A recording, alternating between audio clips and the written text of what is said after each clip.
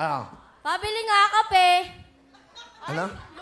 Luma na yan. Luma na po yan. Luma na po yan. Alam niya. Ano sabi? Pabilan daw kape. Di ba luma na yan? Yung tindahan nga namin nagsarado, nakakabili na ko. Panghimagas yan sa umaga yung kape. Tradisyon na yan ng mga Pilipino. Sorry, di kami makarelate, di kami umiinom ng kape. Batal si Klaway mo. Ang galing, ngayon lang siya nagsalita. Kasalita ko nga lang eh. Hindi ikaw yung kinakausap namin, yung president.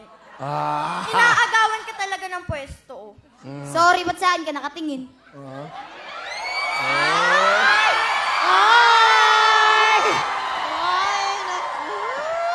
Excuse me po, crush ko po sarili ko.